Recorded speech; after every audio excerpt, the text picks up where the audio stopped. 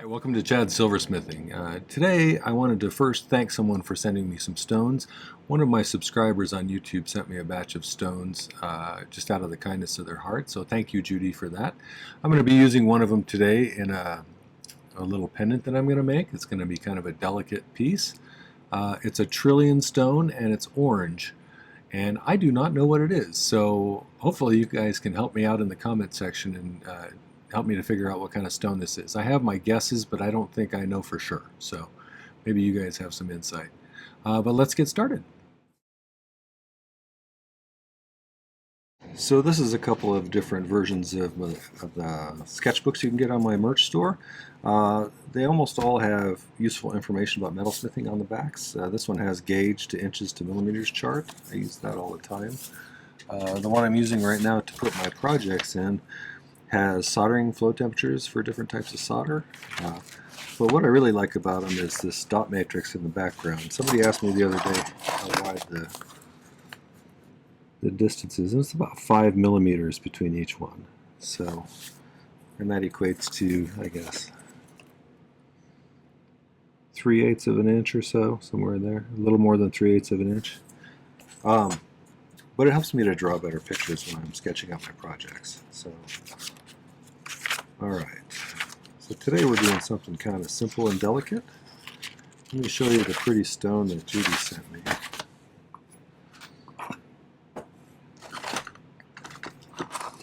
She sent me a bunch of cool stones, but I picked this one today because I thought it was such a pretty color.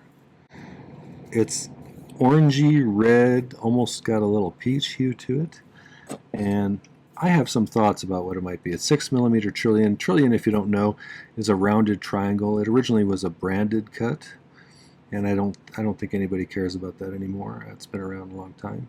So, but I don't know what this is. I thought maybe a spessartite garnet. It could be an orange citrine, a hessonite garnet.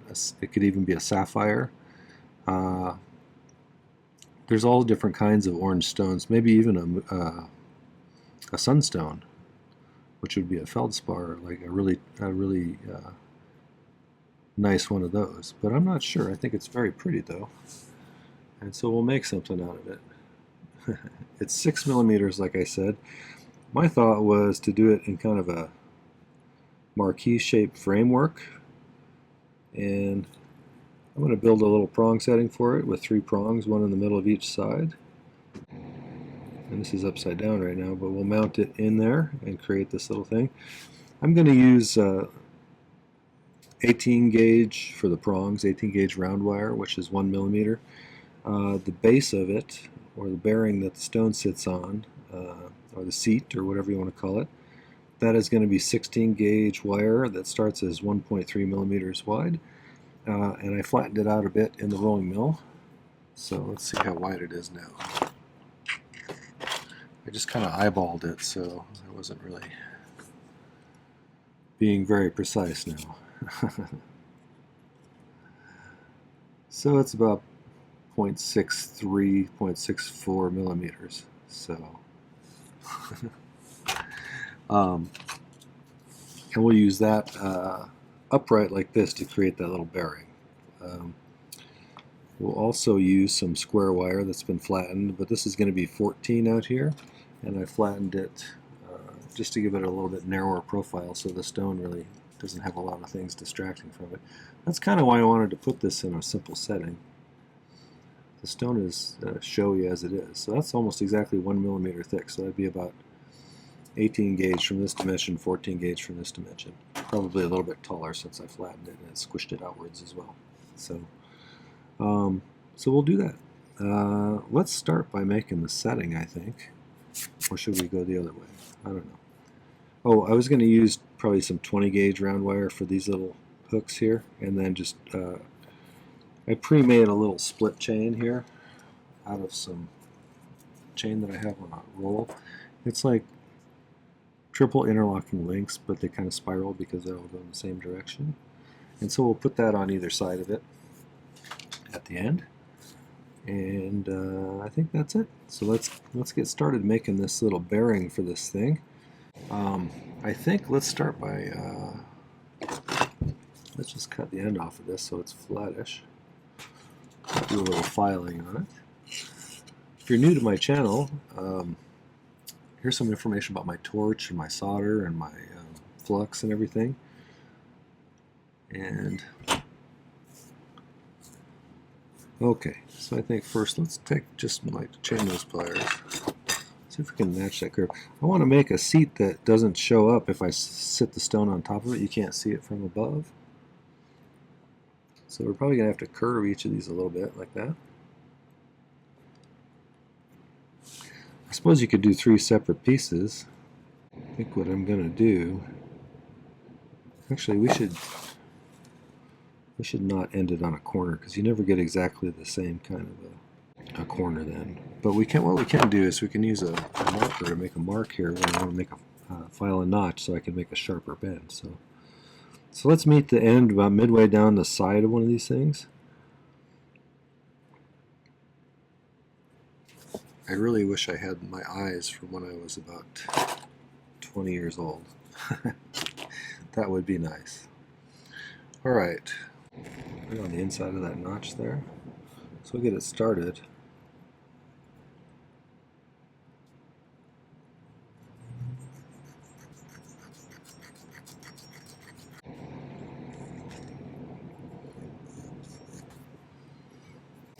I'm not sure if you can see the notch, but I tried to kind of make it wider than a 90 like this.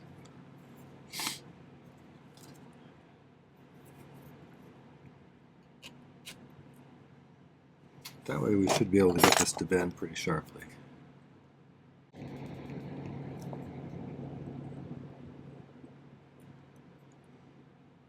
I may need to curve this a little bit more now, probably.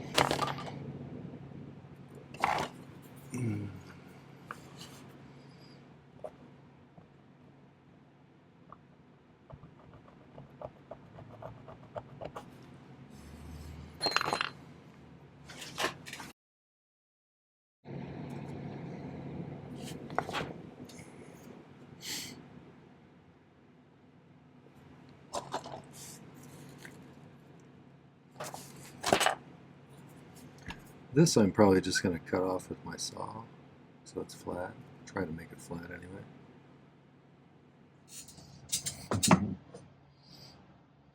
This is getting close to the limit of what I can see.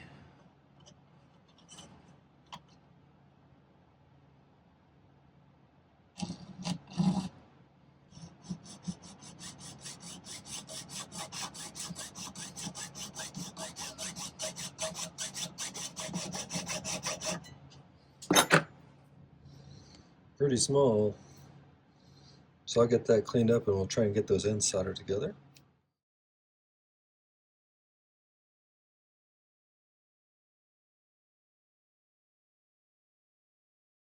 I went off camera for a minute and I cut a little tiny piece out of there because this side was going to be much longer than the other sides. It's not perfect proportionally, but we're going to be cutting kind of a slanted area on the inside of it anyway, and so when we do that we can kind of shape it so that it fits the stone best. And we can also file down the outside a bit if we need to.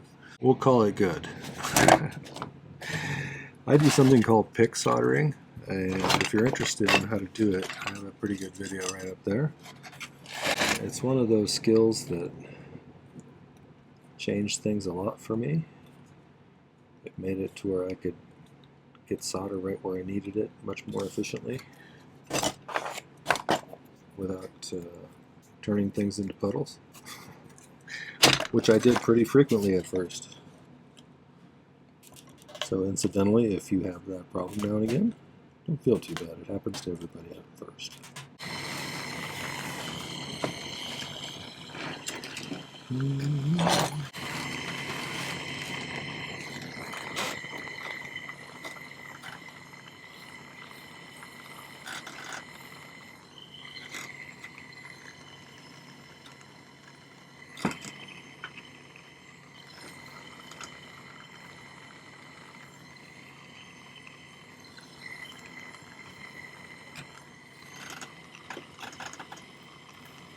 Notice I'm using pretty small pieces of solder here. I don't need a lot of big globby solder on this.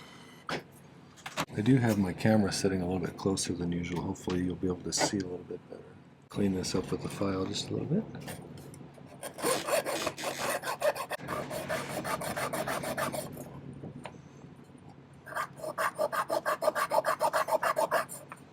Now, in order to get this stone to sit down in there nicely, we need to cut, like I said, kind of an angle using a ball burr on the rotary tool so that the stone's girdle can kind of sit right on top of the top here. If you're new to this, the girdle of the stone is the widest part of the stone. The top is called the crown, the bottom is called the pavilion. The pavilion needs a place to sit down in there, so that's what we're going to cut next.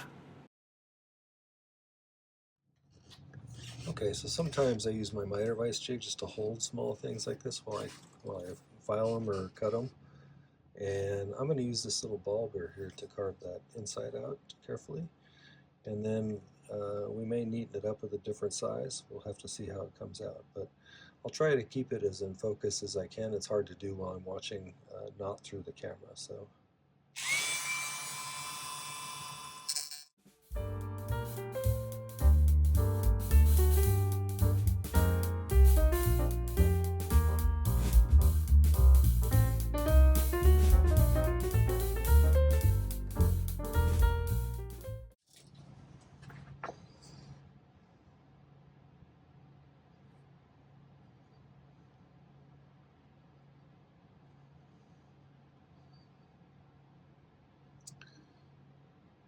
It sits down pretty good. So now let's add some prongs to it. Okay, so I got out in a magnesia block, which is a little bit softer surface. And because of that, we can poke some little prongs into it and it'll stay upright. They, I should say, will stay upright. At least in theory. Let's start with one here.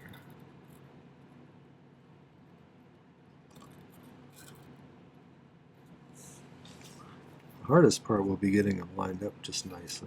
That's always my most challenging bit.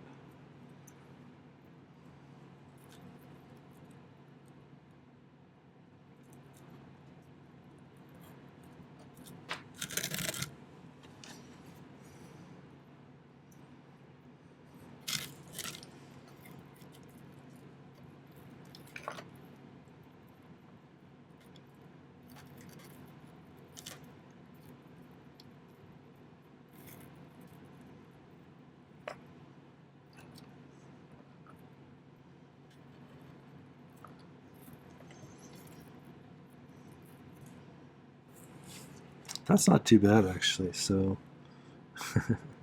let's try and do that.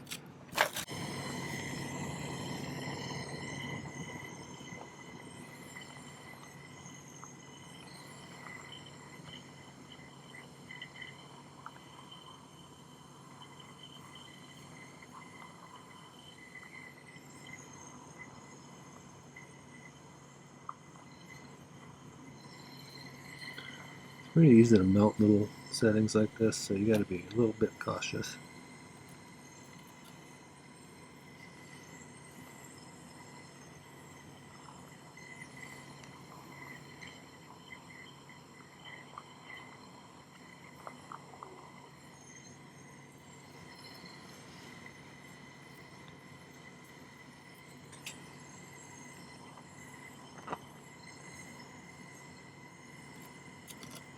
Come here. Try and get away from me, will you?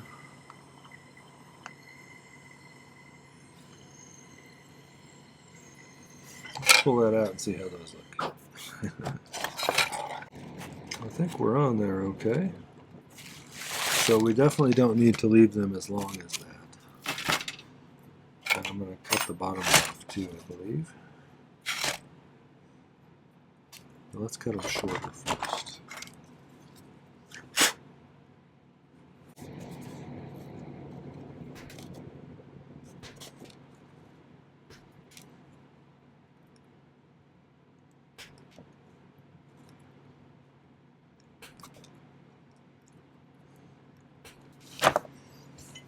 And I cut them off, I'm going to file.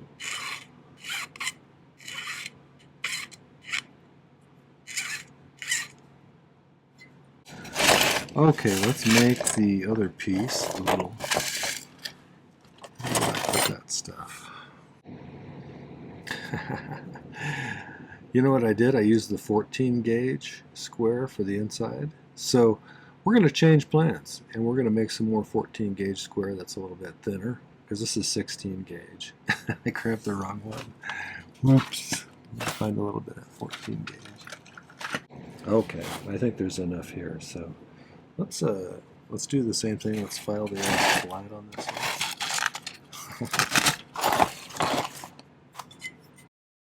You know, in all those YouTube videos where it looks like everything just goes smooth as can be, that's because of editing. Although you have some days that are better than others, you know, so.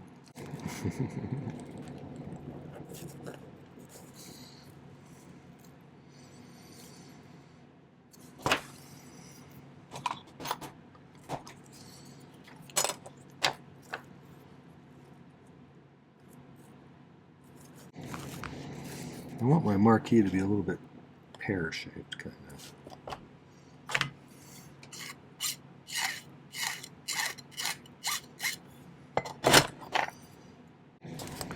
Let's line these up and make sure they're exactly the same length to start with. That's amazingly close.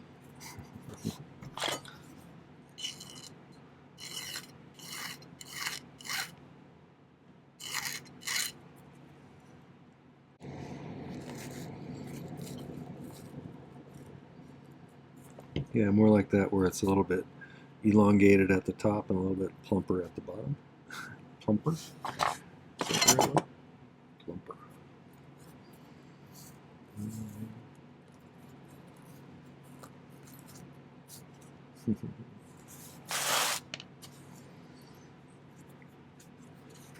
If you haven't seen these before, these are called miter vise jigs. I just assumed earlier in the video that you knew what I was talking about. So, if not, they're useful for getting really flat surfaces.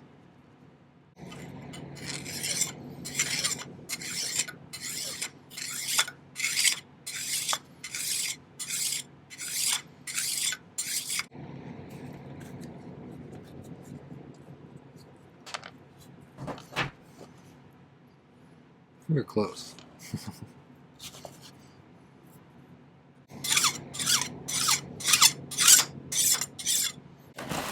See how these ends line up now. Hopefully a little neater. Pretty close. Well, good enough. I think that'll look pretty.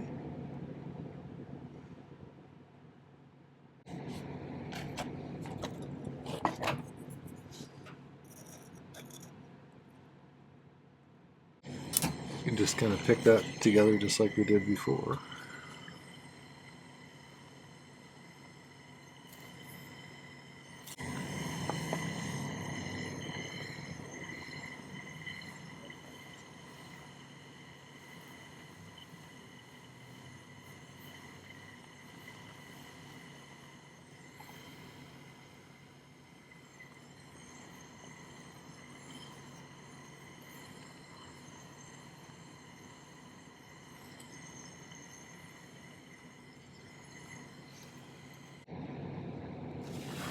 So let's use the magnesia block again. Actually, you know what? Let's put the little rings on first. Kind of like that. Kind of looks like a little bomb. That's certainly not what I intended. You could certainly pre-melt some solder onto those little half loops if you wanted to. The risk you run here is they're light enough to where the surface tension of the liquid solder could pull them vertically, so they stick to the side of this thing. Sometimes you can push them back down if that happens. Sometimes you end up melting them or something. You have to cut them off and have another little try.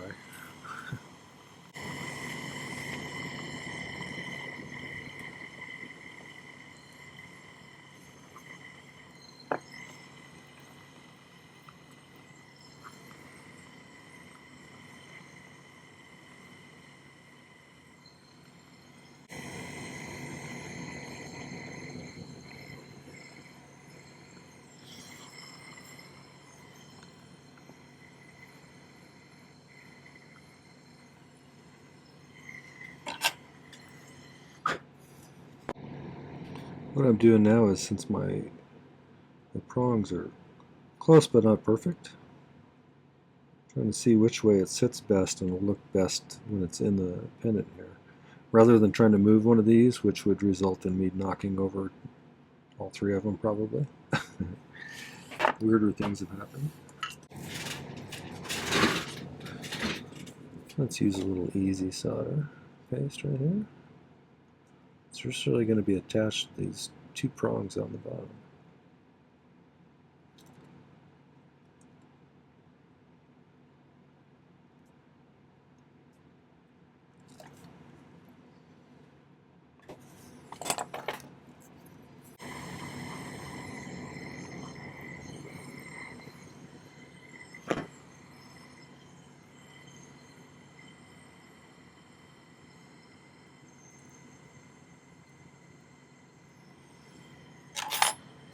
Let's take a look at it and see how it looks. Actually was able to straighten that top prong a little bit so it was more upright, and that helped a little bit. So I think let's let that pickle, and then we'll go from there. Okay, I did a little bit off camera. I cut these prongs down shorter, and I kind of shaped them a little bit into points, and I cut a little bit of a notch on the inside using a white silicone polishing wheel, which is the coarsest kind. And I do this a little differently than some. I use my chain nose pliers as a pusher in situations like this. I can push those prongs down over.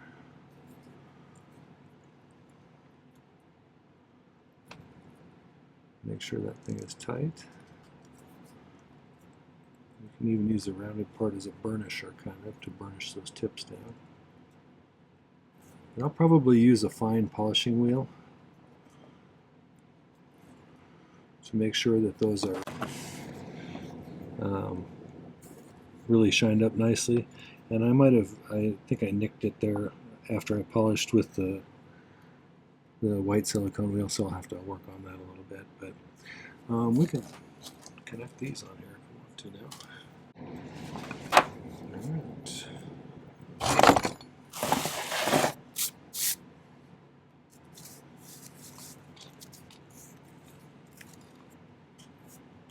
Like that. You could put smaller rings on there if you prefer, I suppose. And I might, actually. There you go then. That's kind of what I had in mind. Don't forget to tell me what kind of stone you think this is. I'm curious if anybody knows better than I do. So, alright, we'll get some better pictures and put them at the end. Okay, well that was the Mystery Stone Delicate Pendant. I hope you enjoyed that one and found some useful information in it. If you did, I'd love it if you'd hit my like button. That helps my channel to get promoted. And my views have been really far down lately, and I think YouTube's algorithm changed a little bit. So anything you can do to help is appreciated. If you want to tell your friends about my channel, I'd love it if you'd subscribe as well. I have loads of content if you check out my main channel page. I have 630 plus videos now, and I do 3 per week. So there's a constant stream of new tutorials coming out. There's no cost to it, so do share my channel. I'd love to have more followers. So I'd like to thank a couple of groups of people. The first group is my patrons over on Patreon, and they're my core group of supporters. I have a brand new one. I hope I pronounce this right. It's R-E-G-E, Rege. Thanks for signing up. I appreciate your support, and I think you'll find that it's a really nice community of people over there that you can interact with and share ideas and resources and pick their brains. So thanks to my previous patrons for making it that way. I really do appreciate that, as well as the financial help. The other group are my YouTube subscribers, and we just passed 28,200, I believe. That's awesome and amazing. Thank you for that. I've met the nicest people through the YouTube comments. Judy, the one who sent me the stones, is an example of that. Not only that, but just people sharing their stories and telling me how they got into jewelry, and suggestions for videos, and people telling me what their methods are. I always learn so much from you guys, and I do appreciate that. I grow as a metalsmith because of you. So thank you for that. Thank you also for the financial support as well. The buy me a coffees, the merch purchases on my shop, super thanks, and purchases of my ebooks. All of that stuff makes my channel sustainable, so I really do appreciate that. I could not do it without your help. Don't forget to hit the video description down below. There's some important links. There's a link to my Patreon if you want to find out more about that particular platform. Like I said, it's got a great group of people over there, multiple tiers of membership with different price levels, so check it out. There's a link to my merch store if you want to get yourself one of those nice design idea sketchbooks or some other cool merch. That helps me out a great deal, and you get a present out of it. Finally, there's a link to my newest ebook, which is a guide to 2025's tutorials. I did roughly 170 to 180 tutorials last year, and in this ebook there's a page for each one, which includes a link to the video. It has a whole bunch of information about the video itself, including a picture of the sketch I drew prior to it, the final outcome, a list of materials it takes to make the piece, stone information if it has a stone in it, difficulty rating, even if it's a little subjective on my part, and finally some notes I took about the project. Things like, would I change it if I was to do it again? What did I learn from the project? Did I like or not like the outcome? All sorts of things like that. It's a great way to have a whole bunch of projects right at your fingertips, and a really nice way to support my channel. So get yourself one of those. You can even get all 3 years that I've done, 2023, 2024, 2025, in a package, and that'll save you $15 off the 3. So get yourself a package deal and have tons and tons and tons of projects. So, all right, well, thanks for watching today. Take care. Happy silversmithing.